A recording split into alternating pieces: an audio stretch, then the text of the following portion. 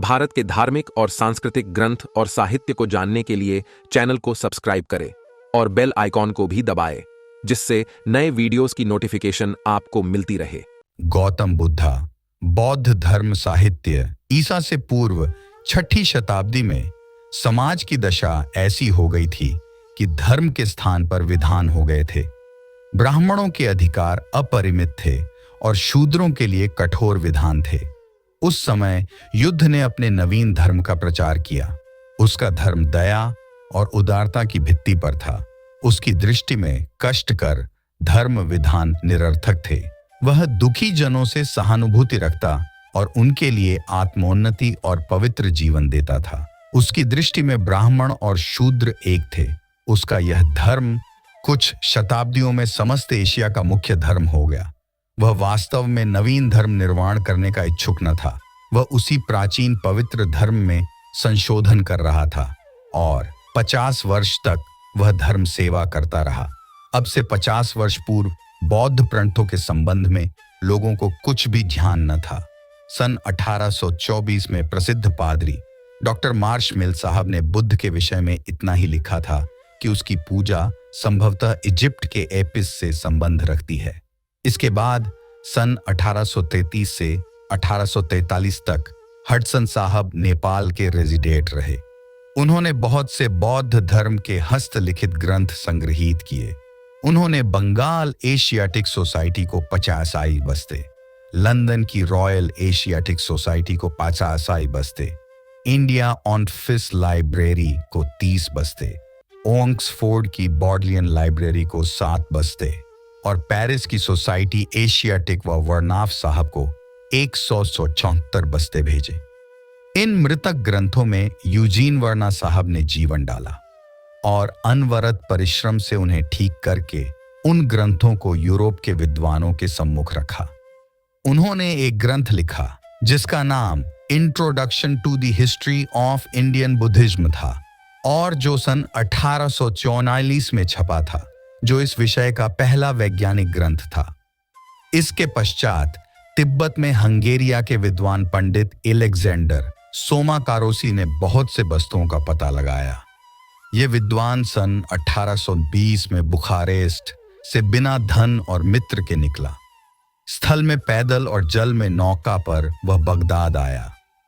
वहां से तेहरान और तेहरान से एक काफिले के साथ खुरासान होते हुए बुखारा पहुंचा। सन 1822 में वह काबुल आया। वहां से लाहौर और कश्मीर के रास्ते लद्दाख पहुंचा। वहां बहुत दिन रहा। सन 1831 में वह शिमला में था, जहां वह एक मोटे नीले कपड़े का ढीला ढाला अंगा जो कि एड़ियों तक लटकता था और एक टोपी उसी कपड़े की पहनता था। उसकी दाढ़ी कुछ सफेद थी। वह यूरोपियनों से दूर रहता और सब समय अध्ययन में लगाता था। सन 1832 में वह कलकत्ते श्राया और डॉ विल्सन और जेम्स प्रिंसेप से मिला। वहां बहुत समय रहकर वह 1842 में तिब्बत को चला, परंतु मार्ग ही में दार्जिलिंग में ज्वर से उसका देहांत हो गया। बंगाल की एशियाटिक सोसाइटी ने दार्जिलिंग में उसकी कन्न पर एक स्मारक बनवाया है। इस महापुरुष ने बौद्ध साहित्य संबंधी जो कार्य किया है, वह सब वृत्तांत एशियाटिक रिसर्चेस के 20वें भाग में दिया गया है। इसके पश्चात तिब्बत से बहुत कुछ मसाला मिला है। चीन से बौद्ध ग्रंथों के संग्रह करने का श्रेय श्रद्धेय सोम्युएल बील साहब को है। यह संग्रह जापान के राजदूत ने इंग्लैंड भेज दिया था, जो दी सेक्रेट टीचिंग ऑफ दी थी ट्रेजर्स के नाम से प्रसिद्ध है। इस संग्रह में लगभग 2000 ग्रंथ हैं। उसमें वे सब ग्रंथ हैं जो भिन्न भिन्न शताब्दियों में भारत से चीन गए थे। इन पर चीन के पुजारियों की टिप्पणियां हैं। इन पुस्तकों का प्रचार लंदन में ईसा से 242 वर्ष पूर्व किया गया था और वे उसी रूप में पाली भाषा में अब तक उपस्थित हैं। इनका मनन टर्नर फासवाल, Oldenberg, Childers, Spence Hardy, Rhys Davids, Max Muller, Weber आदि विद्वानों ने किया है। वर्मा से भी बौद्ध साहित्य का बड़ा मसाला मिला है। विगेंडेंट साहब ने सन 1868 में यह मसाला प्रकट किया था।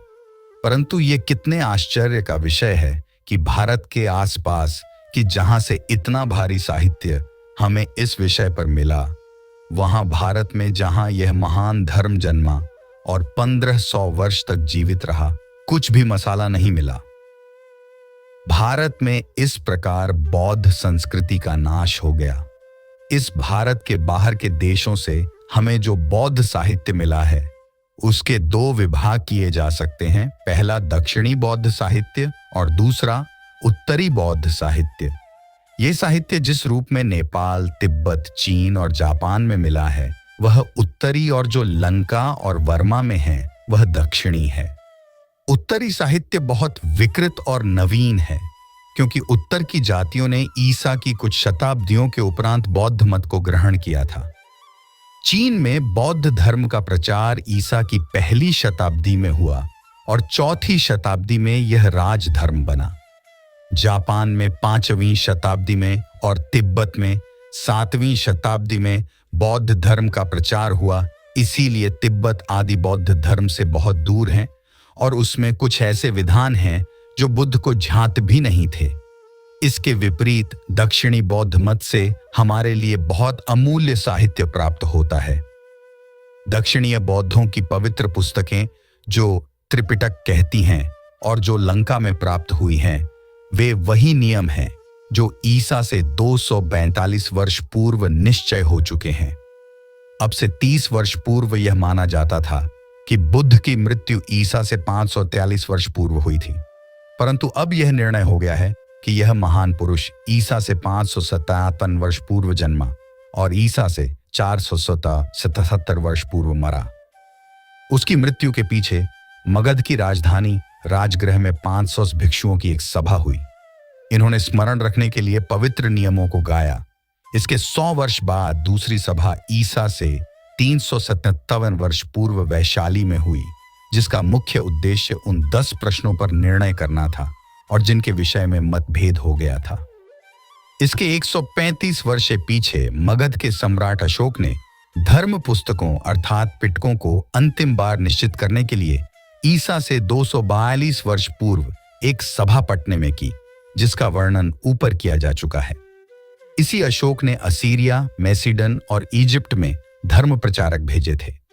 उसने ईसा से 242 वर्ष पूर्व अपने पुत्र महेंद्र को वे ही पिटक लेकर लंका भेजा था। लंका के राजा तिशा ने वह धर्म ग्रहण किया था। इस प्रकार ईसा से पूर्व 3री शताब्दी में लंका ने बौद्ध धर्म ग्रहण किया और उसके 150 वर्ष बाद ये पिटक लिपिबद्ध किए गए। इस प्रकार लंका के पाली पिटक मगध के सबसे प्राथमिक बौद्ध धर्म ग्रंथ हैं और ईसा से लगभग वर्ष पूर्व लिपिबद्ध किए गए हैं। अब यह बात तो सिद्ध हुई कि लंका के त्रिपिटक ईसा से 242 वर्ष पूर्व के हैं। पटने की सभा ने सभी अप्रमाणिक ग्रंथों को सम्मिलित नहीं किया था। विनय पिटक में इस बात के प्रमाण भी हैं कि इस पिटक के मुख्य भाग वैशाली को सभा के पहले अर्थात ईसा के 377 वर्ष से अधिक पुराने हैं, क्योंकि उन भागों में 10 प्रश्नों के विवाद का कोई उल्लेख नहीं है। इससे प्रतीत होता है कि विनय पिटक के मुख्य भाग दूसरी सभा के पहले के अर्थात ईसा से 377 वर्ष पूर्व के हैं। निश्चय ये तीनों पिटक बुद्ध की मृत्यु के 100-200 वर्ष के बाद ही बनाए गए हैं, क्योंकि इनमें गंगा की घाटी के हिंदुओं के जीवन और हिंदू राज्यों के इतिहास का वर्णन है। साथ ही बुद्ध के जीवन कार्य और उसकी शिक्षाओं का अधिक प्रामाणिक और कम बनावटी वृत्तांत मिलता है। बुद्ध के जीवन की वास्तविक घटनाएं, तत्कालीन हिंदू समाज और राजसत्ता की दशा हम जानना चाहें तो हम इन्हीं त्रिपिटक के द्वारा जान सकते हैं। ये तीनों पिटक सुत्त पिटक, विनय पिटक और अभिधर्म पिटक के नाम से प्रसिद्ध हैं। लंका में ये ग्रंथ पिटारों में रखे गए, इसलिए इनका नाम पिटक रखा गया। सुत्त पिटक में वे बातें हैं जो स्वयं बुद्ध ने कही हैं। विनय पिटक में भिक्षु और भिक्षुनियों के लिए आचरण संबंधी नियम हैं। ये भी बुद्ध की आज्ञा से बनाए गए हैं। अभिधर्म पिटक में भिन्न भिन्न विषयों पर शास्त्रार्थ है, अर्थात भिन्न भिन्न लोकों में जीवन की अवस्थाओं पर, शारीरिक गुणों पर, तत्वों पर और अस्तित्व के कारणों पर विचार है। यह स्पष्ट है कि बुद्ध ने इस साहित्य का प्रचार सर्वसाधारण की भाषा में किया था। चुल्लू वर्ग 5:33 में लिखा है, 2 भिक्षु ब्राह्मण थे, ये भाई थे। इनका नाम पमेलू और ठेकुल था। उन्होंने बुद्ध से कहा, प्रभु, इस समय भिन्न भिन्न जाति और गोत्र के लोग भिक्षु हो गए हैं। वे अपनी अपनी भाषा में बुद्ध के वाक्यों को नष्ट करते हैं। इस कारण हमें आज्ञा दीजिए, हम बुद्ध के वाक्यों की संस्कृत छंदों में रचना करें। बुद्ध ने कहा, हे भिक्षुओं, मैं तुम्हें आज्ञा देता हूं कि तुम बुद्धों के वाक्यों को अपनी ही भाषा में सीखो। ललित बिस्तर को बौद्ध साहित्य में महत्वपूर्ण माना गया है। बुद्ध ने बोधि वृक्ष के नीचे बैठकर बुद्धत्व प्राप्त करके जगत का उद्धार करने के लिए जब अपना उपदेश प्रारंभ किया था, तब तक का बुद्ध का जीवन चरित्र इस पुस्तक में दिया गया है। इस पुस्तक के बहुत से अंश गद्यमय और शेष सपद्य में हैं। इसमें 27 परिवर्तन हैं। इसकी भाषा को हम शुद्ध संस्कृत नहीं कह सकते। कुछ विद्वान इसे गाथा संस्कृत कहते हैं। इसमें बुद्ध का जीवन अलंकारिक रीति से लिखा गया है। इसमें बहुत सी चमत्कारपूर्ण बातें बताई गई हैं, इसलिए ऐतिहासिक दृष्टि से हम इसे महत्वपूर्ण नहीं कह सकते। इसके लेखक का भी काल निश्चित नहीं है। इसकी रचना ईसा के प्रारंभ की है। जर्मनी से इसका एक संस्करण लेफमैन ने प्रकाशित किया है। बुद्ध चरित्र बौद्ध साहित्य का एक दूसरा महत्वपूर्ण ग्रंथ है। इसका लेखक अश्वघोष है। बौद्धों में अश्वघोष नाम के कई पंडित हो चुके हैं, लेकिन इस विद्वान ने जो रचना की है वह ईसा की पहली शताब्दी की है और वह काश्मीर के राजा कनिष्क की राजसभा का पंडित था। यह ग्रंथ कालिदास की रोचक शैली में लिखा गया है। रघुवंश और कुमार संभव के श्लोकों के साथ इसका सादृश्य है। इसमें बुद्ध का चरित्र काव्य की दृष्टि से बहुत सुंदर और रोचक लिखा गया है।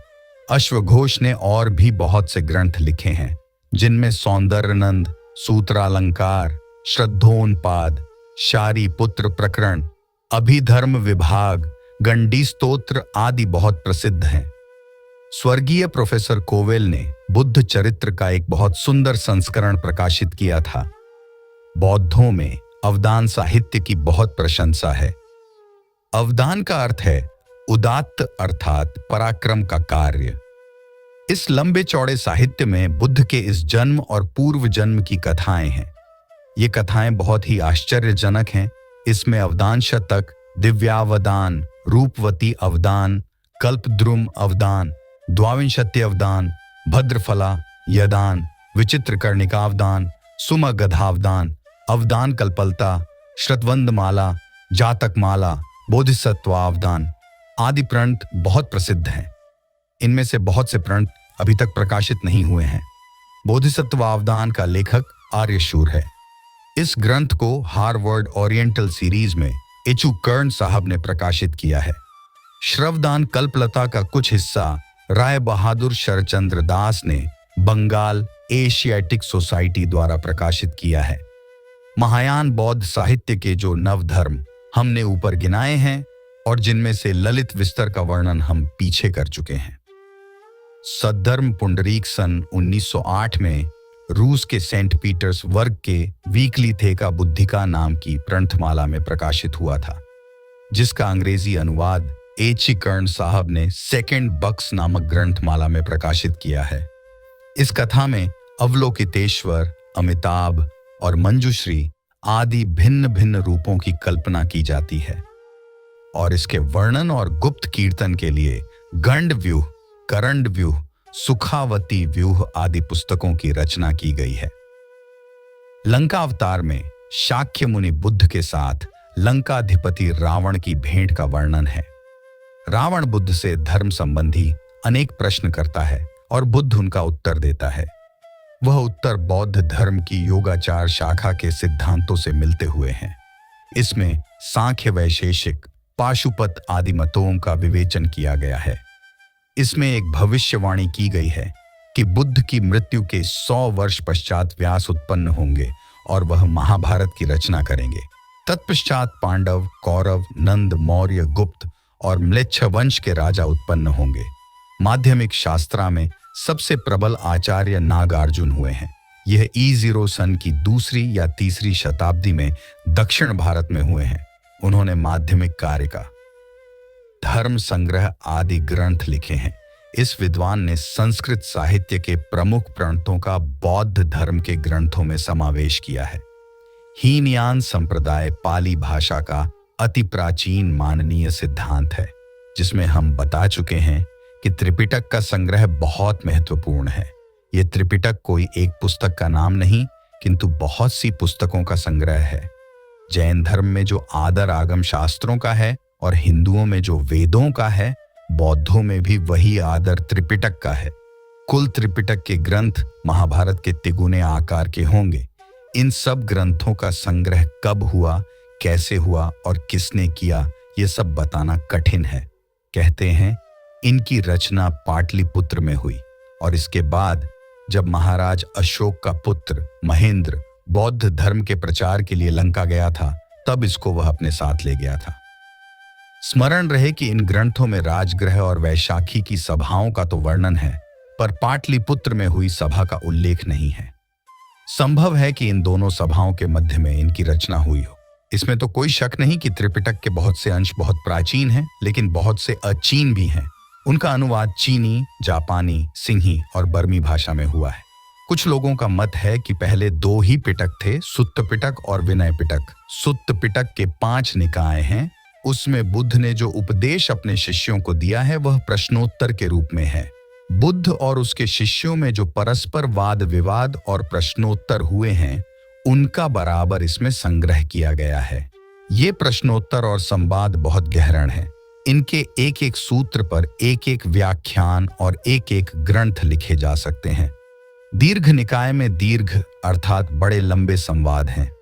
मभिकम निकाय में मध्यम आकार के संवाद हैं। संयुक्त निकाय में एक ही विषय पर भिन्न भिन्न शिष्यों के साथ हुए संवादों का संग्रह है। अंगुत्तर निकाय में बौद्ध धर्म के मानस शास्त्र तथा नीति शास्त्र के सूत्र बने हुए संवाद अलग किए गए हैं। धम्मपद में धार्मिक और नैतिक विषय के 423 श्लोकों का संग्रह किया गया है। सब श्लोक बौद्ध धर्मानुसार नीति और संयम के 26 विषयों में विभाजित कर दिए गए हैं और प्रत्येक विषय में 10 से 20 तक श्लोक हैं। इसमें बहुत से श्लोक मद्दा, भारत और मनुस्मृति के भी हैं। इसमें प्रणत की एक प्राचीन टीका भी है, जिसमें प्रत्येक श्लोक पर एक एक घटना लिखी गई है। ये घटनाएं सरल पाली भाषा में लिखी हुई और बहुत रसमयी हैं। प्राचीन काल में नालंदा, विक्रमशिला आदि 2 स्थानों में जो पाठशालाएं थीं, उनमें अध्ययन करने वाले विद्यार्थी, गिरिकंदराओं तथा विहारों में रहने वाले बौद्ध भिक्षु और भिक्षुणी, संसारी और विरक्त सब एक ही रीति से भक्ति पूर्वक इस ग्रंथ को पढ़ते थे। उदान में उन बातों का वर्णन है कि जब बुद्ध बहुधा किसी दृश्य या अद्भुत वस्तु को देखकर एकाएक प्रसन्न हो उठते थे, उस समय उनके मुख से कुछ न कुछ काव्यमय सरस शब्द निकल पड़ते थे। उनके शिष्यगण उन वचनों को लिख लिया करते थे। उदान में इस प्रकार के 82 वचनों का संग्रह है। इतिवृत्तक के विषय में प्रोरीज डेविड्स का कहना है कि यह प्रंत I0 सन से 400 वर्ष पूर्व का होगा। इसमें बुद्ध के 120 वचनों का संग्रह है। सुत्त निपात, इस पुस्तक में 70 सूत्र दिए गए हैं जो छंदोबुद्ध हैं। उनके 5 विभाग हैं। विमानवत्थु और प्रेतवत्थु, इन दोनों में स्वर्ग, नर्क तथा प्रेत संबंधी बातें हैं। थेरगाथा तथा थेरीगाथा, ढेर अर्थात स्थविर वृद्ध पुरुष और थेरी वृद्ध भिक्षुणी को कहते हैं। इस पुस्तक में वृद्ध भिक्षु और भिक्षुणियों के काव्यों का संग्रह है और उनकी जीवन कथा भी दी गई है। इस पुस्तक से बुद्धकालीन स्त्री पुरुषों की दिनचर्या का ठीक ठीक दिग्दर्शन होता है। जातक कथा में जन्म संबंधी कथाएं हैं, जिनमें अधिकांश बुद्ध के पूर्व जन्म से संबंध रखने वाली हैं, जो उसने प्रसंगवश अपने शिष्यों को सुनाई थी। मालूम होता है कि ये कथाएं बुद्ध के समय और बुद्ध के बाद भी बहुत प्रचारित हुई थीं और सांची, अमरावती आदि स्थानों में तो इन कथाओं के आधार पर चित्र तैयार किए गए हैं। चीनी यात्री साहियान ने भी इस पुस्तक का अपनी पुस्तक में जिक्र किया है। इस पुस्तक में उत्कृष्ट नैतिक विचारों को कथा के रूप में पेश किया गया है। निर्देश: यह सूत्र निपात ग्रंथ की टीका मात्र है। परिसंविदामग्ग: इसमें बौद्ध अयतों की दिव्य दृष्टि के विषय में लिखा हुआ है। अपादान: इसमें अतों के चरित्र दिए गए हैं। बुद्धवंश: इस ग्रंथ में बुद्ध और उसके पहले हुए 24 बुद्धों के जीवन चरित्र दिए गए हैं। चर्या पिटक: इस पुस्तक में बुद्ध के 34 पूर्व जन्मों का वर्णन किया गया है। यह ग्रंथ बहुत ही अपूर्व है। सूत पिटक में इतनी ही पुस्तकों का संग्रह है। विनय पिटक में चित्रों के पालन करने योग्य नियमों का संग्रह है। इनमें प्रधान 5 ग्रंथ हैं, एक पारालिक, 2 पाचिती आदि। ये 2 ग्रंथ मिलाकर सुत्त विभंग नामक विभाग बना है। इसमें प्रायश्चित्त के नियम हैं। 3 महावग्म, 4 चुल्लवग्ग, ये 2 ग्रंथ मिलाकर स्वग्वक नामक विभाग बना है, और 5 परिवार पाठ अर्थात परिशिष्ट। इनके बाद भिक्खु भिक्खुणी पातिमोक्ष नामक ग्रंथ है। इसमें बौद्ध साधु और साध्वियों के दोषों का वर्णन और उनके प्रायश्चित्त के नियम हैं। अभिधम्म पिटक में बौद्धों के तत्व ज्ञान का विवेचन है। इसमें ये छोटी छोटी 7 पुस्तकें हैं। 1 धम्मसंडनी, 2 विभंग, 3 धातुकथा, 4 पुग्गल पज्जति, 5 कथावत्थु, 6 यमक, 7 पट्टान। ये पुस्तकें अत्यंत कठिन और नीरस हैं। इसके सिवाय पाली भाषा में और ऐसी पुस्तकें हैं जो इस साहित्य से अलहदा हैं। इन सब में मुख्य ये हैं महापरिनिर्वाण सुत्त। इसमें बुद्ध के अंतिम 3 महीनों की दिनचर्या दी गई है। इससे बौद्ध धर्म के मुख्य तत्व, तत्कालीन आचार विचार, समाज नीति आदि अनेकों बातों का अच्छा पता लगता है। मिलिंद पन्हो में काबुल के राजा मिलिंद तथा बौद्ध सन्यासी नागसेन का धर्म विषयक संवाद है। बहुत से विद्वानों का मत है कि यह ग्रंथ ईसा से 200 वर्ष पहले का बना हुआ दीपवंश और महावंश, ये 2 ग्रंथ E0 सन की 4वीं या 5वीं शताब्दी में लिखे हुए सिंहल द्वीप के प्रसिद्ध ग्रंथ हैं। इनमें सीलोन का इतिहास है। महावंश नामक ग्रंथ महानाम नामक एक सिंहली पंडित का लिखा हुआ है। इसके 100 अध्याय हैं। इसके 37वें अध्याय में बुद्ध घोष का चरित्र है। इस बुद्ध घोष का लिखा विशु की मग्घ नामक साहित्य, दर्शन, विज्ञान, इतिहास अपूर्व भंडार है। इसको बुद्ध घोष का समकालीन आदि बताया जाता है। ललित बिस्तर, बुद्ध चरित्र, सद्धर्म, पुंडरीक आदि कितने ही ग्रंथों का चीनी तथा तिब्बती भाषाओं में अनुवाद हुआ है। इन्हीं सब ग्रंथों के आधार पर कुछ नई पुस्तकें भी लिखी गई हैं। तिब्बत में एक रत्नराज नामक भिक्षु हुआ है। उसने एक बहुत महत्वपूर्ण ग्रंथ लिखा है।